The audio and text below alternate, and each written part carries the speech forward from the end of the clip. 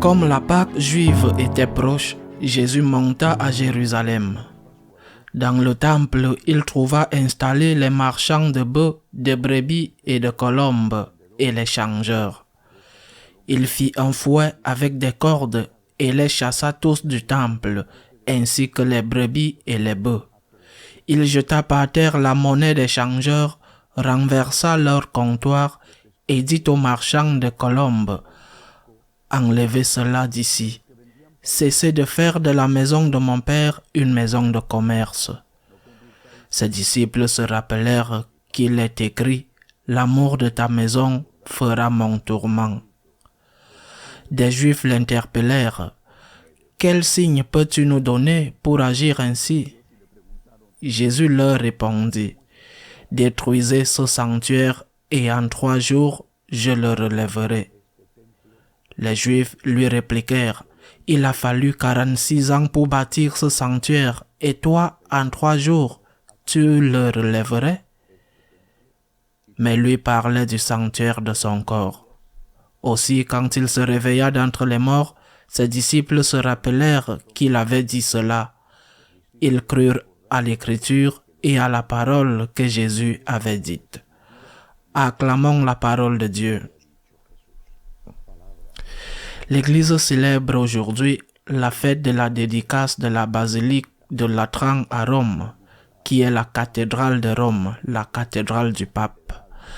C'est donc un jour pour se souvenir du ministère apostolique, le pasteur universel que l'Église a dans le vicaire du Christ. C'est un jour pour prier pour le Saint-Père et pour prier pour l'Église. Mais c'est aussi un jour pour se rappeler que nous sommes des temples du Christ, que nous sommes des temples de l'Esprit Saint, que notre corps est un temple, que notre corps est en quelque sorte un tabernacle, parce que nous recevons le Seigneur quand nous communions. C'est ce que dit Saint Paul, c'est ce qu'il enseigne. Nous devons être conscients de la grandeur de notre corps. Non pas parce que si nous sommes des êtres humains, nous sommes des dieux, mais parce que le Seigneur nous a fait enfants de Dieu avec le baptême et qu'il a la grande miséricorde d'entrer en nous lorsque nous recevons la communion. Il fait de nous les siens, il nous transforme, il nous fait, spirituellement parlant, de son corps et de son sang, il fait de nous des enfants adoptifs de Dieu. C'est pourquoi nous devons prendre soin de ce temple de l'Esprit Saint qu'est notre corps. Ce temple où le Christ habite, nous devons en prendre soin par amour pour le Seigneur qui est l'hôte du temple et qui est le créateur de ce temple. Et nous devons en prendre soin surtout avec la grâce de Dieu.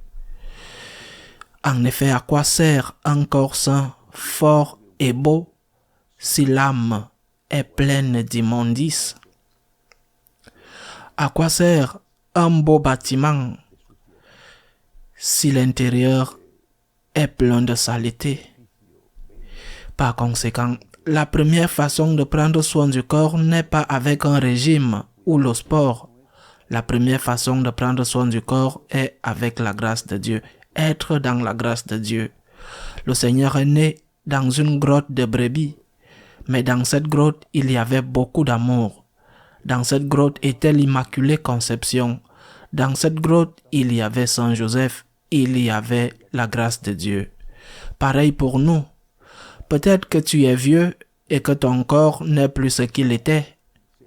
Tu te regardes dans le miroir et tu ne te reconnais pas, ou alors tu n'aimes pas ce que tu vois. Ou il est possible que tu sois malade et que ton corps se détériore. Peut-être avec solution ou pas. Il est possible que tu n'aies jamais été gratifié d'un bon corps, qu'il soit devenu un fardeau, ce corps pour toi, parce que tu as été comparé aux autres. Tant de possibilités existent. Et même, il y a des gens qui sont physiquement très beaux, mais qui ne sont pas heureux avec eux-mêmes. et qui subissent continuellement des traitements. Tout cela est secondaire. L'important, c'est si ton corps est un temple du Saint-Esprit. Si tu es dans la grâce de Dieu, c'est cela qui est important, parce que la beauté du corps passera tôt ou tard, généralement plus tôt que tard. Et quand elle passera, ce qui reste, ce qui est important, est-ce que Dieu est en toi? Est-ce que tu es en paix? Est-ce que ta conscience est tranquille? Est-ce que tu es sûr que si l'heure de la mort arrivait maintenant, tu irais au ciel, même si tu devais passer par le purgatoire? Et puis bien sûr, d'autres choses sont importantes. Il y a des gens qui, même s'ils le veulent, ne peuvent pas atteindre ce régime. Et cette ligne considérée comme idéaux, eh bien, mais s'il faut prendre soin de son corps avec du sport ou un régime équilibré, il faut aussi prendre soin de son corps en ne le mettant pas en danger, par exemple en conduisant sous l'influence de l'alcool. Il faut prendre soin de son corps en évitant les addictions, toutes les addictions, non seulement à l'alcool ou aux drogues, mais à d'autres choses aussi. Mais avant tout, faire de son corps un temple du Saint-Esprit, que ta cathédrale soit une cathédrale où Dieu habite.